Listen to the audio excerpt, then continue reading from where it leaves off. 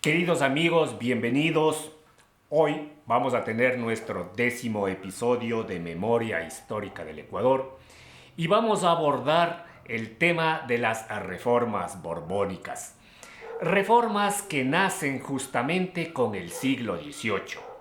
Sin embargo, habrá que decir que en el siglo precedente, Carlos II, el último rey de la casa de los Austrias, de los Habsburgo, que había gobernado justamente el siglo anterior, no dejó un sucesor legítimo. Por tanto, se va a producir en España una guerra de sucesión para alcanzar justamente el trono de la monarquía española. Luego de esta guerra, gana la Casa de los Borbones de origen francés y a partir de ahí el siglo XVIII va a inaugurar una nueva dinastía. Quien inaugura justamente esta nueva dinastía va a ser Felipe V. Él va a gobernar entre 1700 y 1746, prácticamente la primera mitad del siglo XVIII. Luego van a sucederle Luis I, Fernando VI, Carlos III. Este rey sí nos interesa y mucho porque es que en su reinado, que va entre 1759 y 1788, se van a producir dos hechos fundamentales en lo que es la Real Audiencia de Quito. El primer acontecimiento, en 1765, se va a producir la famosa Revolución de los Barrios de Quito, conocido también como la Revolución de los Estancos. 2 años después, la expulsión de los jesuitas justamente en 1767, como les digo, en manos de Carlos III. Le va a suceder Carlos IV, que va a gobernar entre 1788 y 1808. Es decir, justamente el periodo previo a la gran revolución de la independencia que se va a operar en 1809. Entonces, es así como se reparten el siglo XVIII estos reyes, ya como les digo, de la nueva casa dinástica de los Borbones. Felipe V, que es el que inaugura esta dinastía en la monarquía española, lo primero que hace es enterarse de cómo están sus posesiones tanto en las Filipinas como en América y en la misma península ibérica. Y el balance que hace los primeros años es de que hay pocos ingresos fiscales de parte de sus súbditos. Eso no está bien cuando que la monarquía está necesitada de recursos y cada vez mayores. También hay mucho contrabando, especialmente en la zona de las colonias americanas. Y en eso tiene mucho que ver, por ejemplo, una orden religiosa que es la de los jesuitas, que contrabandeaban con los ingleses algunos productos.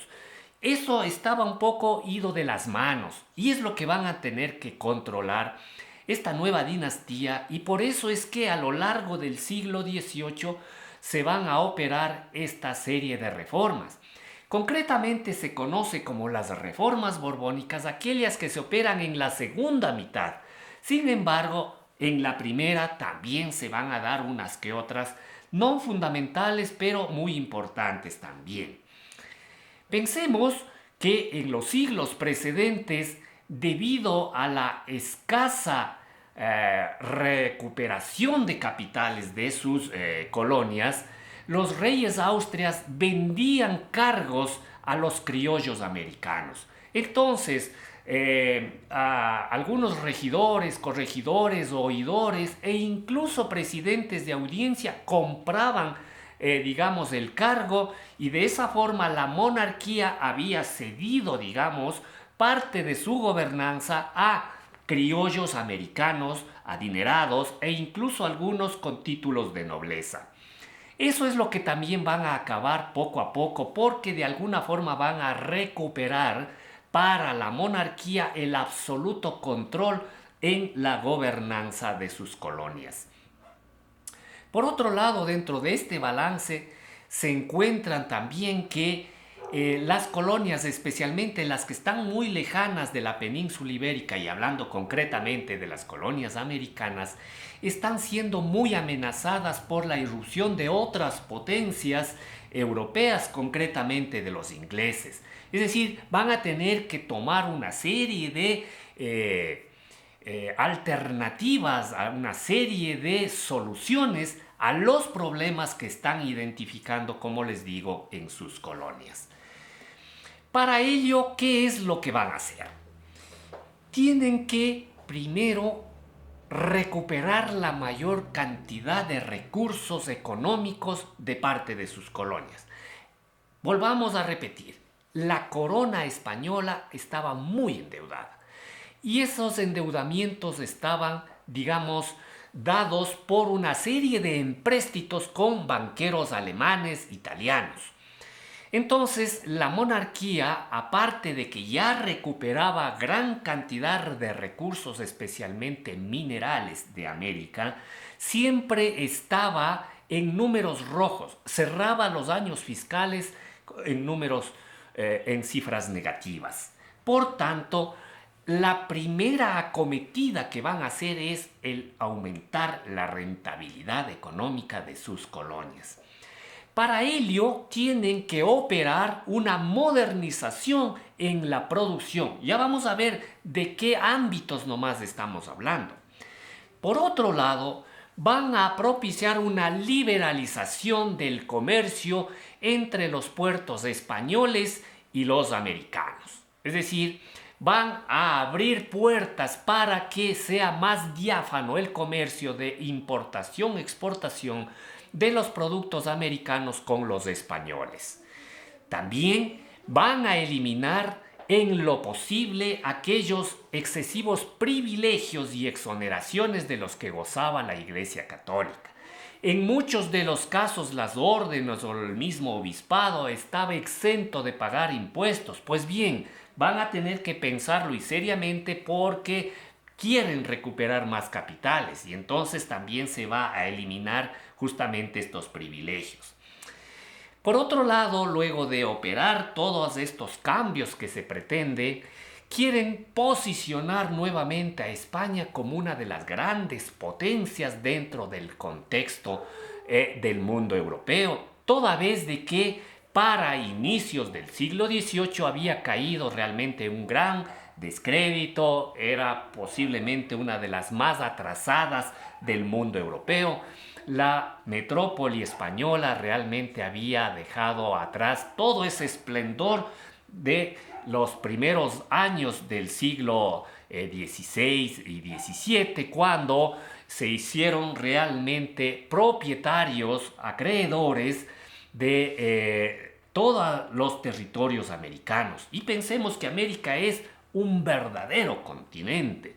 Y entonces ese esplendor había caído, como les digo, por el excesivo gasto que tenían las monarquías de los Austrias. Y entonces, a inicios del siglo XVIII, los nuevos reyes de la dinastía de los Borbones van a tratar de revertir esa situación a través de todos estos cambios que van a operar a lo largo del siglo XVIII. Pues bien, van a emprender estos cambios en el orden administrativo político, en el económico, en el militar y también en el clerical. Van a meter mano en la iglesia, como ya lo vamos a ver. Para eso se valieron justamente de aquella escuela que estaba en auge en toda Europa, como es el de la Ilustración. Es decir, estos reyes son ya unos reyes ilustrados. Hay una monarquía ilustrada. Es decir, que detrás de estos reyes hay unas personas que son muy conocedoras del mundo académico, han leído mucho y de hecho lo que pretenden es con el conocimiento, el uso racional, el uso adecuado de medidas puedan justamente revertir aquel problema en el que había caído la monarquía española. Y aquí quiero referir una famosa frase de tiempo atrás que Emmanuel Kant, este filósofo alemán, había dicho. ten el valor de usar tu propia razón. Y eso es lo que dio cabida justamente al florecimiento de las ciencias, de las artes, la literatura, la creatividad, lo que dio cabida, como digo, a la ilustración. Entonces estos reyes ilustrados son justamente los que van a emprender este proceso paulatino de recuperar el prestigio de España que había tenido siglos atrás. Entonces, vamos a ver cuáles son estos cambios que se van a operar primero en el orden administrativo político. Como les digo, las reformas se van a operar en estricto rigor en la segunda mitad del siglo XVIII, aunque luego voy a hacer mención de algunos cambios que sí se operaron en la primera mitad. Como les digo, en la segunda mitad se opera una gran visita general a todas sus colonias en el año de 1765 hasta el año de 1769, es decir, 4 años se van a demorar. Y quien viene a América es José Gálvez. Él va a hacer, digamos, una radiografía de cómo están sus colonias acá en América. Y una cosa que en sus informes resalta es que todos aquellos informes previos que le había llegado a la monarquía habían estado errados, habían estado falseando la verdad. No era realmente lo que le decían al rey. Muchas medidas que habían tomado los monarcas anteriores no se estaban operando en América y por eso era el descalabro en el que había caído. No se estaba en definitiva gobernando bien. Una cosa era lo que determinaban los reyes en el trono en Madrid y otra la que realmente se operaba acá en América. Por tanto, es hora de tomar cartas en el asunto. Había que, por otro lado, optimizar el tema de la explotación minera, la agrícola, para, entre una y otra, aumentar la rentabilidad, los ingresos fiscales para la monarquía. Como todos sabemos, el gran recurso mineral que llegaba de América salía justamente de las minas de plata de Potosí. Habían caído también en desuso, estaban mal operadas y ahora es la oportunidad justamente de hacer cambios para dinamizar esa gran explotación minera, para también dinamizar la producción agrícola, capaz de que existan remanentes y esos remanentes económicos se transformen en recursos para beneficio de la corona. Por otro lado, se va a operar también en el año de 1769 a cargo del mariscal Juan de Villalba otra gran visita, pero en el ámbito militar, para saber en estricto rigor cómo están defendidas sus colonias respecto de las potencias extranjeras. Y el informe que envía Villalba es de que en definitiva hay que defender las ciudades americanas, especialmente aquellas que están ubicadas en la zona costera, en la zona que da al mar. Esas son ciudades muy vulnerables y entonces él es partidario que por primera vez hay que crear un ejército propio. Un ejército con milicianos españoles que estén acantonados acá, que tengan sus recursos, que tengan una buena preparación, que estén muy bien implementados de armamento para poder defender sus colonias, como les digo, del acecho de las potencias extranjeras. Para finales al menos del siglo XVIII pensemos que la flota naviera de los ingleses es de las más poderosas del mundo. Por tanto, ellos ingresan con sus barcos por todo lado. Y bueno, entonces es realmente un verdadero sedazo las costas americanas para el tema de control del comercio. Y entonces estos informes lo que hacen es dar cuenta de lo desprolijas que están, de lo descuidadas, ¿no es cierto?, que están las colonias americanas. Y por eso es que hay que mejorar una serie de circunstancias para protegerlas de mejor manera. Como les decía, en la primera mitad del siglo se operan Estas reformas, que no son consideradas, digamos, unas grandes reformas, sin embargo, nos podemos dar cuenta que en el intento de centralizar, de coger en mejor forma la administración gubernamental de sus colonias, se opera una subdivisión del virreinato peruano. Pensemos que hasta 1700 había un solo virreinato en toda Sudamérica.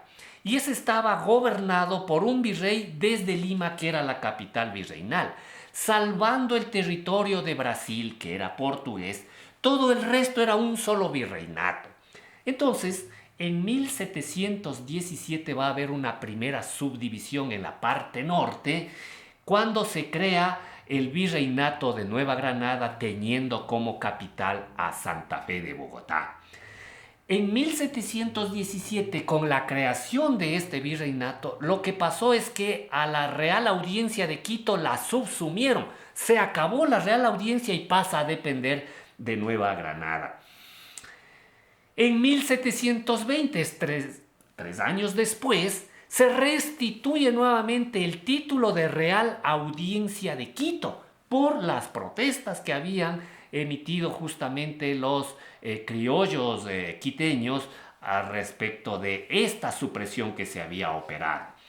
Entonces, muy bien, recuperan nuevamente el título de Real Audiencia, pero esta vez los reyes le hacen pasar a depender de Lima, del virreinato peruano. Entonces, hasta el momento hay dos virreinatos, ¿no es cierto? Sin embargo, en 1723, 3 años después, los reyes suprimen el virreinato de Nueva Granada. Nuevamente va a haber uno solo. ¿Qué pasa luego? Quito nuevamente va a pasar a depender de Nueva Granada cuando ésta nuevamente vuelve a ser restituida en el plano, en el mapa general de los virreinatos de Sudamérica. Entonces, nuevamente van a haber dos virreinatos, al cual va a ser al nuevo virreinato nuevamente restituido de Nueva Granada, restituido también el territorio de la Real Audiencia. Sin embargo, a finales del siglo se va a operar otra subdivisión, pero esta vez en el sur del continente. En el año de 1776 se crea el virreinato del Río de la Plata, teniendo como Buenos Aires a su capital. Entonces, terminado el siglo, tenemos 3 virreinatos en Sudamérica. El de Nueva Granada en la parte norte, en la parte central el antiguo virreinato del Perú, y en la parte sur el nuevo virreinato del Río de la Plata.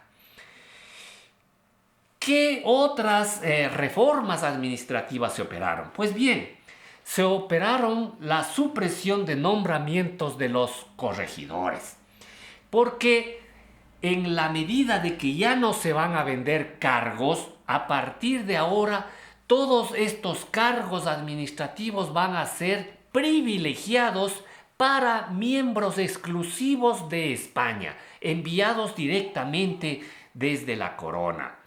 Por tanto, se va a crear un sistema de intendencias en varias ciudades, especialmente las más pequeñas, las que no tenían audiencia, con potestades administrativas, fiscales, militares e incluso de justicia.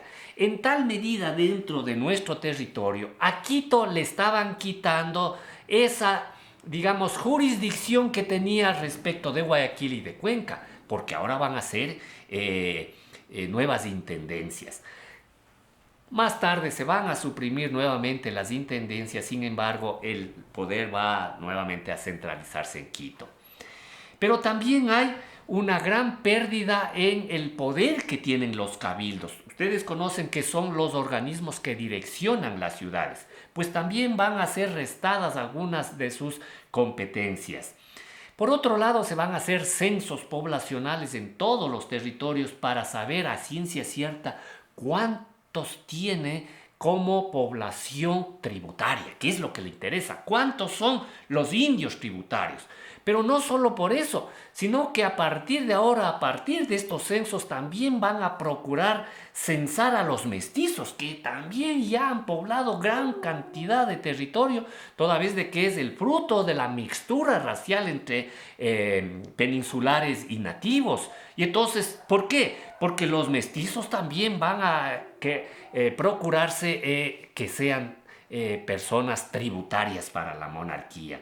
Y como les digo, ya a partir del siglo XVIII no va a haber venta de cargos y esos puestos van a ser privilegiados para solamente los peninsulares, de tal suerte que muchos criollos, en este caso quiteños, muchos criollos de la Real Audiencia mismo, se van a sentir despojados de esas posibilidades. Aunque tengan dinero, aunque tengan títulos de nobleza, no van a poder acceder a cargos de importancia, salvo uno que hay por ahí, de un marqués que llega a la presidencia de la audiencia. No hay más otro caso en el siglo XVIII, concretamente en la Real Audiencia de Quito. Dentro del ámbito económico, las reformas van a ser nuevamente bienvenidos los censos de los que estamos diciendo, porque aparte de saber cuántos indios tributarios, se va a sumar la población mestiza, pero es importante saber también cuál es la población que está habitando estos territorios, porque eso depende también los recursos que se necesitan justamente para mantener a la administración gubernamental en estos territorios. Se va a potenciar, como hemos dicho, el tema minero para recuperar capitales, vuelvo y repito, especialmente dando mejor tecnología a la explotación de los minerales. Se va a abrir el comercio entre los 13 puertos españoles y los 27 puertos que habían en América. Va a haber una liberalidad, va a entrar como en casa propia, y eso permite que concretamente en la Audiencia de Quito empiece a crecer paulatinamente la ciudad de Guayaquil, que es la ciudad puerto de acá, ¿verdad? Porque aparte de ser astillero, es decir, por la gran ventaja de maderas que tiene la cuenca del Guayas, va a construir barcos, es un puerto de exportación y de hecho va a crecer exponencialmente la ciudad, no solo en tamaño, sino en economía, porque va a exportar muy tempranamente la gran fruta, el grano de oro, como se llamaba, que es el cacao. Entonces, en detrimento de la ciudad de Quito, Guayaquil va a tener un gran esplendor. Por otro lado, se van a crear también monopolios de parte del Estado. Y me refiero a los monopolios del estanco, de los tabacos, de la pólvora. Eso significa que si alguien produce, por ejemplo, aguardiente, tenía que necesariamente entregar el producto al estanco estatal para que de ahí se salga a la venta pública, obviamente grabado con un impuesto. También va a posibilitar la creación de las famosas sociedades económicas de amigos del país. También se produce aquí en Quito. ¿Para qué? Para que coadyuven los criollos ilustrados de las localidades para ver las mejores posibilidades de desarrollo económico, industrial y agrícola, para ayuda justamente del Estado. Por otro lado, ya no van a haber grupos de barcos que salen llenos de oro porque eran asaltados en alta mar. Van a ir esporádicamente unos libres, digamos, para evitar justamente esos asaltos. Se va a crear también impuestos. El famoso impuesto del 2% que se creó aquí, ya conocemos, de la famosa revolución de las alcabalas que se produjo en 1592. Pero justamente de eso también vamos a hablar en próximos capítulos cuando abordemos, por ejemplo, la gran revolución de los estancos a raíz de justamente este intento que tiene la monarquía. También hablaremos de la expulsión de los jesuitas, pero eso en próximos capítulos. También se van a crear aduanas en las ciudades. Y dentro ahora ya de las reformas militares, por ejemplo, en 1762, los ingleses invaden La Habana, acá en Centroamérica, y Manila, allá en las Filipinas. Por tanto, los españoles se dan cuenta de que están muy vulnerables sus colonias, y entonces es el momento de acometer las defensas de sus puertos, crear ejércitos permanentes. Pero claro, eso le va a imponer mayor erogación de recursos. Hay que también construir fortificaciones en algunos puertos, y de ahí justamente el de Cartagena de Indias, que es famoso. Guayaquil también se fortalece porque la ciudad ya había sufrido una serie de asaltos de piratas, de corsarios, de filibusteros. Entonces se da cuenta la monarquía de que hay que trabajar justamente en estas ciudades puerto en el tema militar. ¿Para qué? Para resguardo respecto de las invasiones que estaban haciendo otras potencias extranjeras. Pero también se operan reformas en el ámbito religioso, en la iglesia. Y esta tienen que ver también, como les digo, con la reducción que tuvo en el poder que había alcanzado, especialmente la orden de los jesuitas. Estas reformas educativas también, estas reformas van a tener que ver también con el tema educativo. Porque es que, por ejemplo, los jesuitas estaban enseñando doctrinas que eran contrarias en principio a los intereses monárquicos. Ya habíamos hablado en capítulos anteriores, tesis y doctrinas como la de Francisco Suárez, que hablaba del tiranicidio, que hablaban del derecho a la resistencia. Las tesis, por ejemplo, de Salamanca, de Francisco de Vitoria, que hablaban justamente del derecho de gentes, ¿no es cierto? Eso que se está enseñando hay que modificar, entonces ponen mano al asunto y también hacen reformas educativas. Y en esa medida, digamos, intentan controlar la difusión de ideas contestatarias al sistema monárquico imperante. Y como les digo, en 1767 se produjo en manos de Carlos III la expulsión de los jesuitas de todos los territorios americanos. Miles de jesuitas tuvieron que salir desterrados a Italia y se ubicaron en varias partes de este territorio por ser justamente la sede del Papa, donde está. Entonces, y de ahí es que, por ejemplo, un famoso jesuita que sale expulsado de nuestro territorio, el padre Juan de Velasco, justamente en la isla de Faenza va a escribir nuestra primera gran historia del Ecuador, la historia del Reino de Quito. Entonces, la expulsión de los jesuitas se explica no solo por el poder mediático, ilustrado y académico de vender ideas subversivas, sino también porque habían acumulado una gran capacidad económica. Era una orden religiosa poderosa económicamente hablando. Se había apropiado literalmente de gran cantidad de territorio. Tan es así que se dice que en épocas florecientes de la colonia, aquí en nuestra Real Audiencia de Quito, el pescado fresco que se había pescado justamente en la mañana en la costa, solamente pasando por sus posesiones de haciendas, por su cadena de haciendas, en la tarde ya estaba en Quito. Era tal la cantidad de recursos territoriales que había adquirido como de industrias que había, desarrollado, de tal suerte que era una potencia no solo ideológica, sino también política y sino también económica. Y por eso es que los expulsan. Como se ven, estas son circunstancias que de alguna forma van soliviantando el ánimo de los quiteños, al punto que ya a inicios del próximo siglo, del XIX, se va a operar el proceso emancipatorio. ¿Cuáles fueron los resultados en definitiva de este gran siglo XVIII de las reformas borbónicas? Es que al final de cuentas aumentaron las exportaciones de azúcar, del cacao, de más productos agrícolas, por ejemplo de cueros de la zona de Argentina. En definitiva se aumentó los recursos fiscales, que era lo que buscaba justamente esta nueva casa dinástica. Se mejoró el sistema de comercio entre los puertos españoles y americanos, se impulsó decididamente el tema de la minería y en definitiva controlaron de mejor manera el tema de gobierno de sus colonias. Pero vuelvo y repito, soliviantando, enojando a muchos de los criollos y a muchos de los nobles que habían detentado esas cuotas de poder con anterioridad, y enemistándose con muchas de estas clases pudientes y fundamentalmente ilustradas de sus colonias. De tal forma que la élite criolla americana se va quedando sin estos privilegios y va a ser causa para que, como vuelvo y repito, a inicios del siglo XIX se opere el proceso de independencia definitiva de sus colonias respecto de la metrópoli española.